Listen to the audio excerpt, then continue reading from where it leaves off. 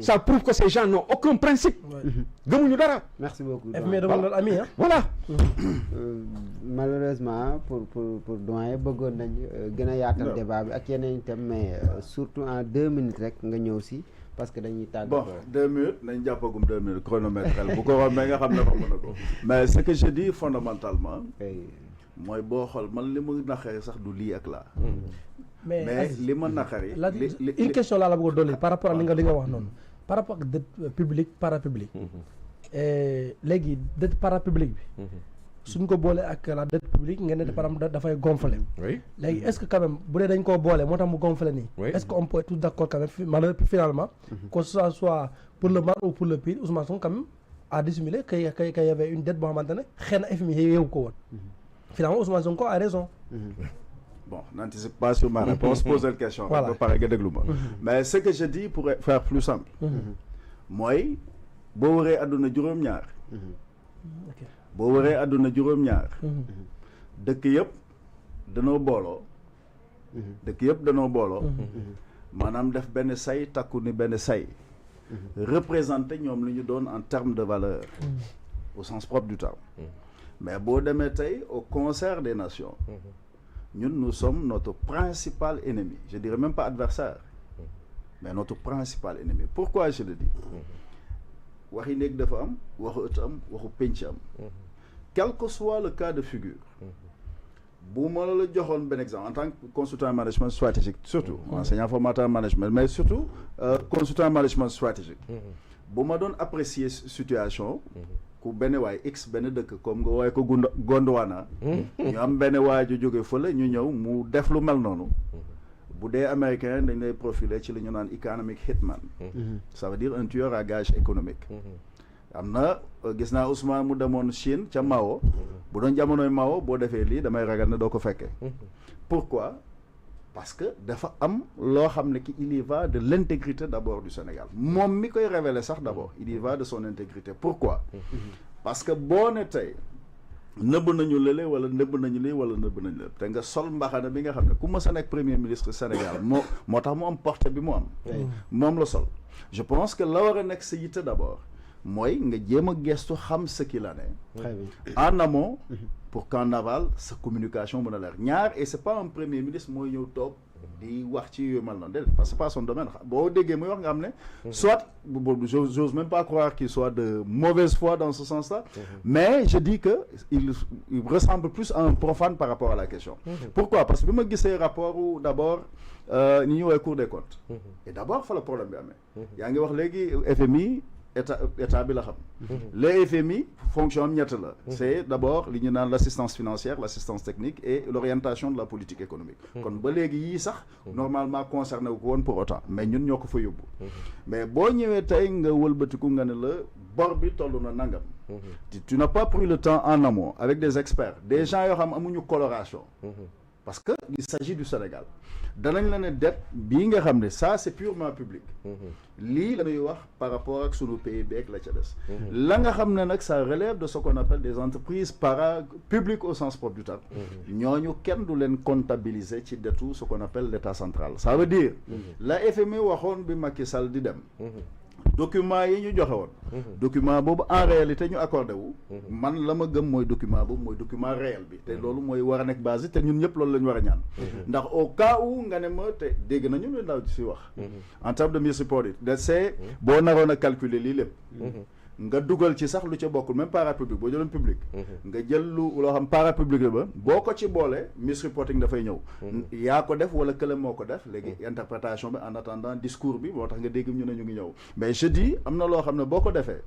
boo bañee li ñuy woowee tout simplement restructuration au sens propre du terme je pense il y va en tout cas de l'intérêt de tout le monde la ñu waroon a njëkk a def ne la man le seul rapport parce que rapport bi ma gis c'est un rapport prêté à la Cour des comptes parce que moi j'ai foi que quand même man bu ma doon Cour des comptes calcul yu ndaw yooyu mënuma réer rawatina ñoo xam ne nag ñoo ma ëpp xam-xam gën a kii ñu nekk ci suñu cour ak suñu administration centrale il faut pas décrédibiliser l'administration au sens propre comme les corps d'élite ak ñeneen mais ñooñu mënuñu def calcul ma gis document bi ma gis man daal dama naan balaa kenn di mu wax rapport da nga may déclassifier wala nga wax ma kan moo ampliation rapport au Cour des comptes bi ñu def ñu déclassifier Diomaye génnee le président Diomaye génnee bi nga xam ne moom lañ ko déclassifier ñu xam ne effectivement il s'agit de cela parce que ça m'étonnerait que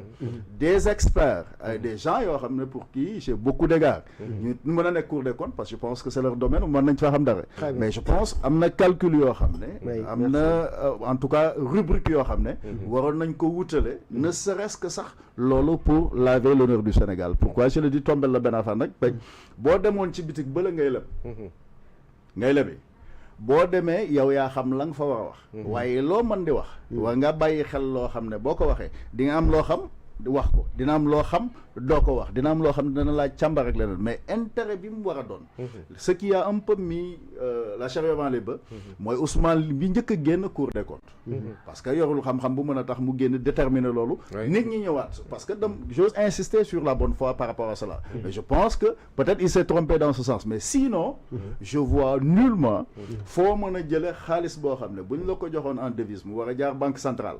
ñu dégg bu yegsee léegi ñoom ñu def ko ci suñu monnaie bii ñuy wax dégg naa Ousmane di wax monnaie locale quelque part mais suñu monnaie bi ñu am CFA muy banque centrale ci Abidjan Côte d'Ivoire léegi bu doon mu doog a branché ci suñu système bancaire au sens propre ça veut dire yow man bu ma la lebee yow boo ko mënee tudde dette yow mi ñëw fa la rek ça veut dire ce n'est plus caché ndax am na ku ko xam am na ku xam nga y a un créancier quand même voilà y a un circuit et toujours est-il yow nangu nga ne dette la dès l'instant que dette la dootu lu ñu caché par contre nag boo jàppee yow mi ñëw def ramasser sa calcul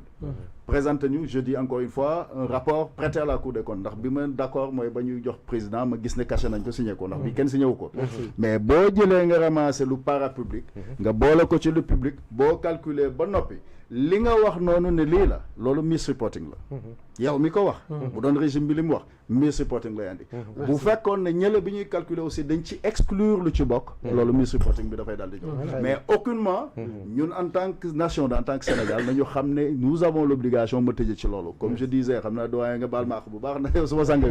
mais ce que je disais mooy pour que ñun ñu def benn say li Bob Marley naan emancipate yourself from mental slavery quand on fait face aux institutions de Bretton Woods yi nga xam ne ku ci ne dafa am lu muy liggéey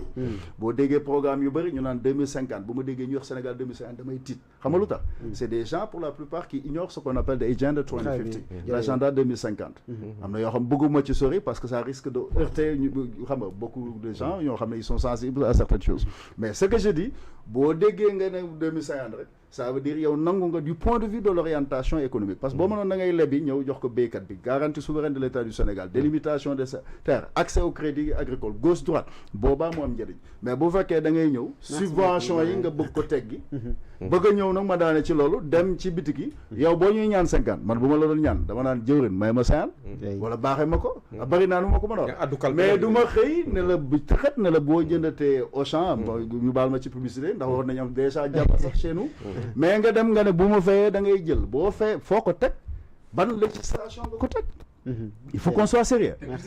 pour dire nag quand même daaneel ci loolu rek jëwrin pour dire tout simplement c'est tout à fait normal que fi Sénégal toll am pétrole am ya ca des am na lu bari lu ci war mais il faudrait que les moyens ñu war a accompagner ñu def ko je vois ay pousse-pousse yow nit ku dem ba en termes de formation et de qualification muy jël yor dooleem de yor ab pousse-pousse nga ñëw dégg naa benn journaliste bu ko wax damay bañ a tudd télé bi sax ci suba dama rus mu naan woy parce que ñii fii la ñu nekk di pousse ci yoon bi boo yoree sa oto ah bon loolu liggéey yàlla boo am oto ça c'est de l'arrogance à la limite nañu bàyyi ne ñi ñuy dàq ak ñi ñuy fekk ci seen i kii di leen yëkkati ñu tegal leen tout simplement un service social bu mën a lijjanti Sénégal